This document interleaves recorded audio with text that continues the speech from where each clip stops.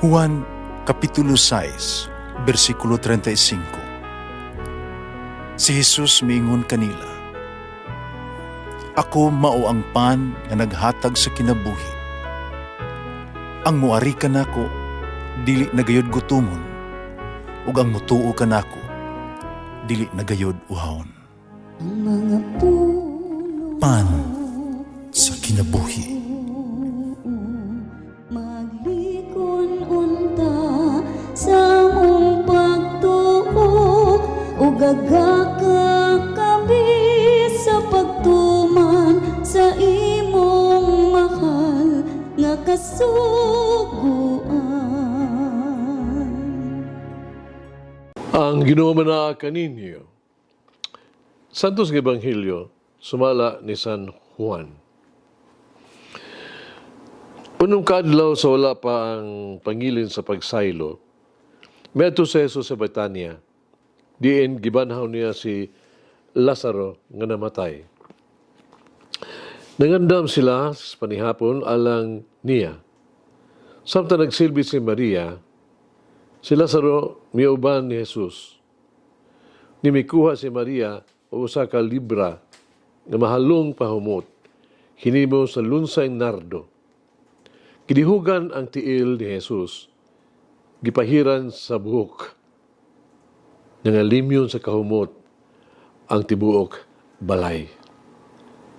Mingon ang anak ni Simon, si Judas Iscariote, ang tinunaan nga mabudhi ni Jesus. Mabaligya unta ang maong pahumot sa 300 ka denaryo o ang halin magamit alang sa mga kabus. Hinuon, Judas wala magunahon na sa mga kabus. Kawatan siya o kay siya man ang tigtugyan sa salapi sa pundok, kanina siyang magkuha sulod ni ini. Apan si Jesus miingon, pasagdi siya, dili ba iya kining gitagana alang sa adlaw sa akong lubong? Uban ninyo kanunay ang mga kabus, apan ako dili. Daghang Hudiyo na hebalo nga dito sa Jesus busa nangadto sila. Di lang tungod ni Jesus kundi aron makita ni Lazaro nga gibanhaw sa mga minatay.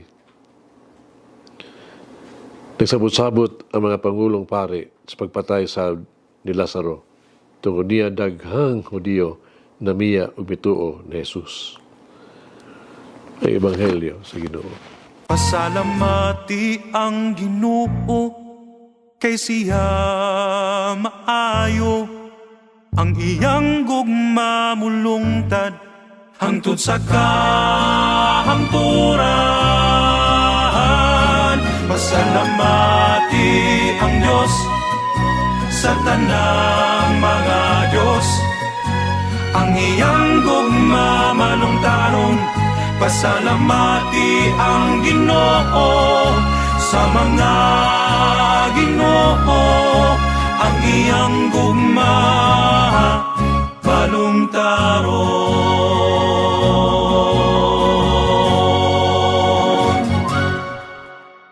Kabahin kini sa kustumbre sa mga Hudiyo alang sa usa ka tagbalay nga maghatag og tubig aron mahugasan ang mga tiil sa usa ka bisita sa pag-abot.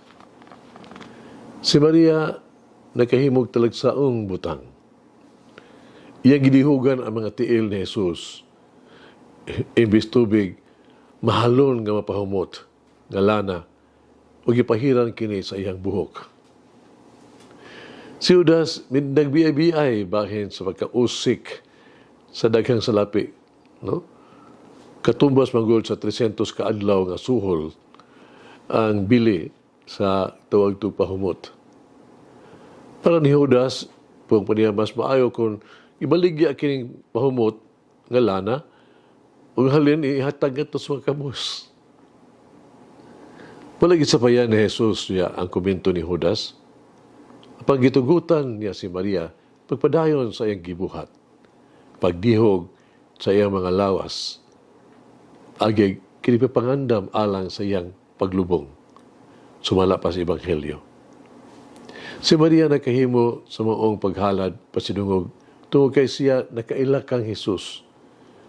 O bisan kinsa nga nakaila kang Hesus, lagmit mabuhat sa maong gihapon kung dili labaw pagani. Karon makapasubo kayo nga si Jesus ba atong gisalikwa sa daghang kay higayon. Siya mo abot nga gigutom, giuhaw, hubo, uban pa.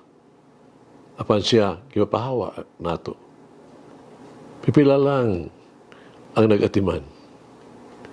Karon Semana Santa, gihangyo kita sa pagpamalandong pag-ayo ni ini mga pulong ni Jesus. Kay bisan unsa ang inyong buhaton sa labing gamay sa akong mga igsuon. Gibuhat ninyo kini diha kanako. Matthew 25:40. Aron inig-abot ni Jesus diha kanato nga incognito di mailhan.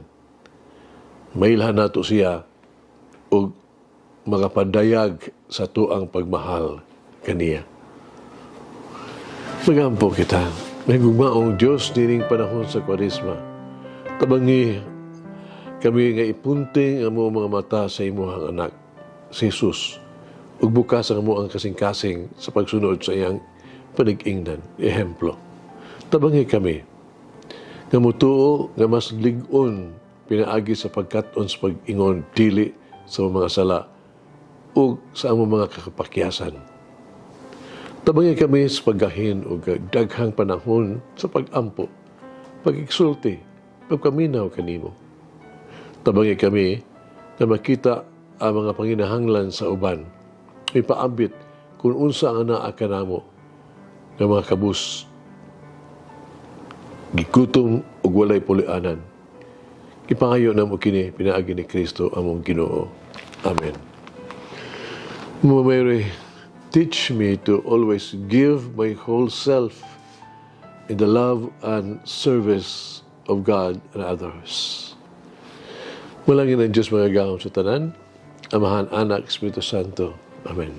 May the Lord of the divine mercy bless us all, heal us from all diseases and suffering.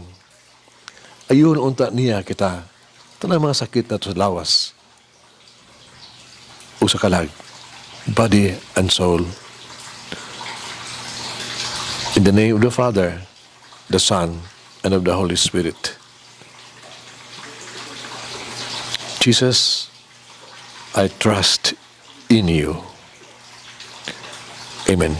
Whoever eats the bread of life will never hunger, says the Lord.